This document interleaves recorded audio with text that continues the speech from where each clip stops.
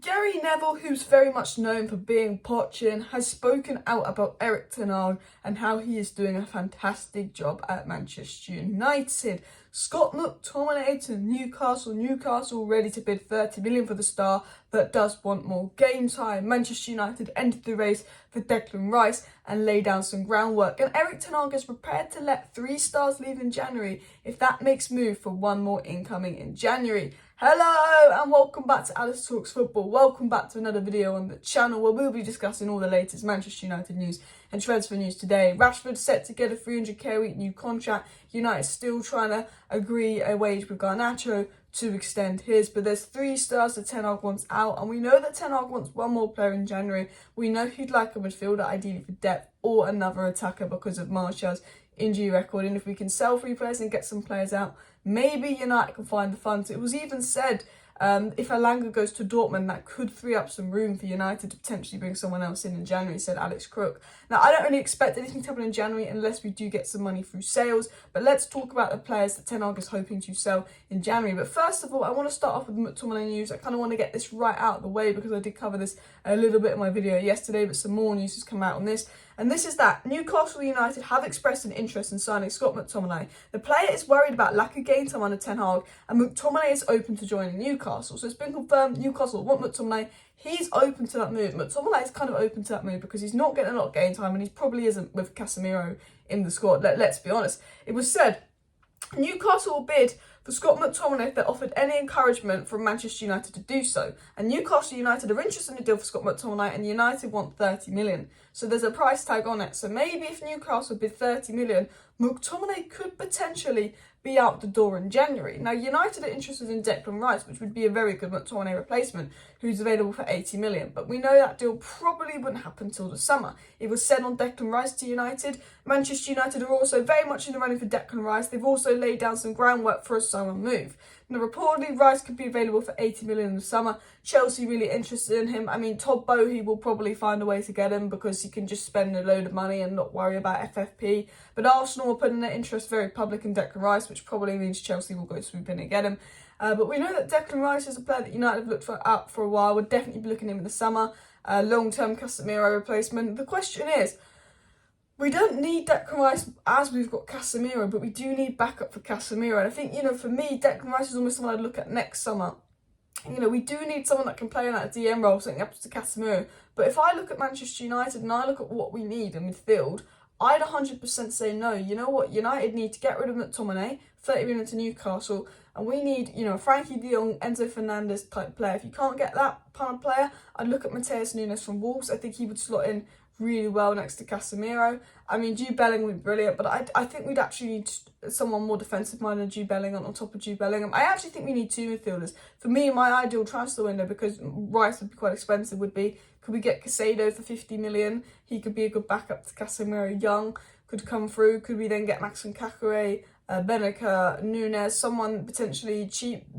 I think that would be a decent price to go in there next to Casemiro midfield. If we could get Enzo Fernandez or Frankie de Jong, that would be the dream. I think Declan Rice to United would be a fantastic signing, but as I've said with Casemiro, we've got the best DM in the world. I don't know if we should spend 80 million on one when I think there's a striker that we desperately need more than anything, and a sort of a box-to-box midfielder. But I think McTominay leaving and replacing him with a better midfielder would be smart. Now, we spoke in my live stream yesterday about potential midfield signings, and I said, look, if we let McTominay go for 30 million in January, how do we get a replacement in? Is there anyone available? And we did talk about Gravenberch, who was really, really good at Ajax and is kind of not working out at Bayern. Could there potentially be room for a loan there? We did say Tielemans could be available on a cut price. We know that Ten Hag likes Mohamed Kudus, but he's more of an attacking mindset in midfielder. I think with Scott McTominay, I think that he would like to go to Newcastle. I think he would like more game time. I think Newcastle are interested in the guy. I think come summer we could get 25 million for him. I think that will happen in summer. We turned down a bid for Lindelof, and we got more depth in defence than midfield. I don't think Ten Hag will let McTominay go unless it's been made clear, you can let McTominay go. You'll get another midfielder. And I don't think he'd let McTominay go unless he could trust the board to bring him in another midfielder. So I don't think anything's going to happen to McTominay, especially with Donny out injured to the rest of the season. I think that we're very thin in midfield. But I do think even if we keep McTominay, we should be signing another midfielder. And we could make room to sign another midfielder, a cheap one on loan, a kind of similar deal to Weghorst, because it's reported that Manchester United are open to selling Tuanzebe Jones and Tom Heaton in the January transfer window. And look, that's not going to generate a lot of money. You probably get 5 million for Tuanzebe and Jones and Heaton off the wage bill. But that could definitely make room for a midfield loan. I mean, I think that United should try for Gravenberch on loan, buying Lema. He's just not going to get game time. He's worked on the Ten Hag. I think we're open to selling those 3 stars. Ten Hag would like Tuanzebe gone, Phil Jones and Heaton gone. Reportedly, Brandon Williams could be thrown in there as well. But, you know, Ten Hag does see a little bit of potential in Brandon Williams. I think Brandon Williams could maybe get a Prem move. But if we sold those 3 players, potentially there's room to get a midfield loan in, and we are really scraping the barrel. Chelsea is spending money left, right and centre, and we are like spending all our money on a Weghorst loan and thinking if we sell some Deadwood we can maybe get a midfield loan. But I do worry about depth, because obviously talking about United being a title challenge, we don't have the depth to compete in full competitions. Like we seriously don't. Now, guys, I want to get into what Gary Neville has said on Manchester United. Gary Neville has come out and spoke about United, and if you can remember, Gary Neville said, personally, I would go for Pochettino, but Ten Hag is a massive favourite of United fans to take the club forward, that if it's clear it's the choice between the two. So, you know, all the pundits, but Pochettino this, Pochettino that, I choose this player, I choose that, you know, that manager. And, you know, Ten Hag hasn't got much praise from the punditry world. Roy Keane was slagging him off just a couple of weeks ago. You know, he never got much praise because they all wanted Pochettino in the punditry world. And it's finally nice to hear Gary Neville come out and praise Ten Hag. So I'm going to get into what Gary Neville said on Ten Hag.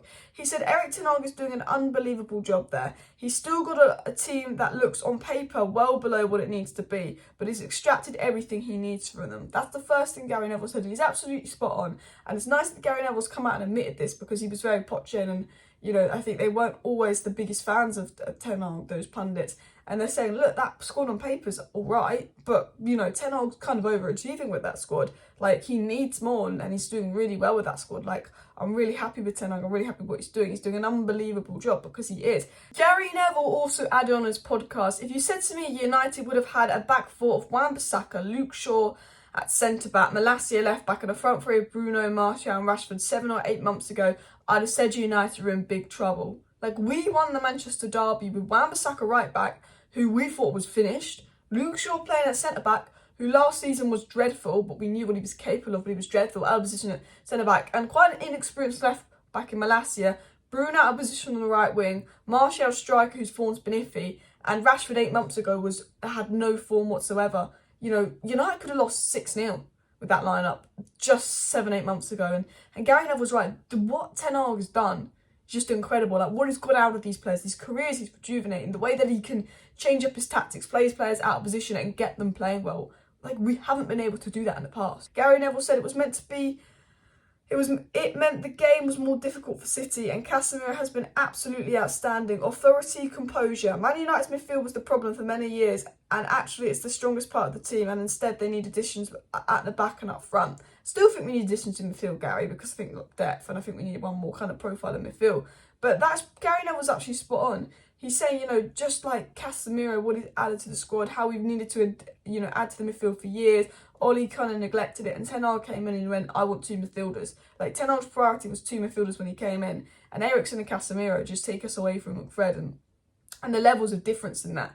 And, you know, I think, United have looked absolutely brilliant. And it's good to see, like, Gary Neville and other pundits starting to praise Ten Hag, saying, look, he's actually doing an unbelievable job. They needed midfielders. They've got Casemiro and wow. Pundits even praising Wan-Bissaka. Gary Neville even spoke about Wan-Bissaka. He's like, he's looking good. Because if you look at Wan-Bissaka, we all thought, like, a month ago, this guy's career was finished. We thought he was done. His career was finished. And he's just put a solid performance in the Manchester derby. He's just looked absolutely incredible. You know, so many players, like Wan-Bissaka, we thought, okay, his United career's over. Ten Hag's made look good.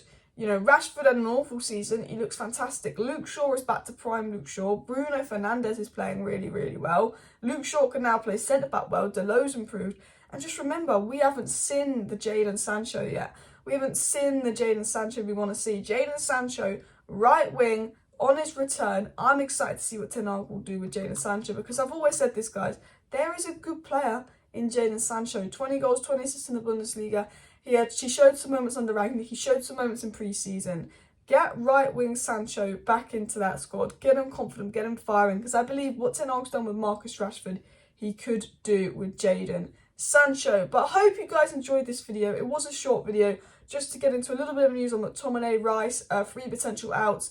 You know, Ten Hag would like another signing in January. Ten Hag would like another loan kind of midfield signing in January. I think it's what we need with Donny out. And, you know, potential sales to make room for that. I don't think we're going to bring anyone else in January unless we do get some sales. I don't think McTominay will go to the summer. But that is the news on McTominay, Rice, potential sales. But also, I wanted to talk about Gary Neville and his comments on Ten Hag, because obviously I quite liked them. It's nice to see that he was praising Ten Hag. So smash a like, smash a subscribe. There will be a video tonight. Thank you for watching. See you later. Bye.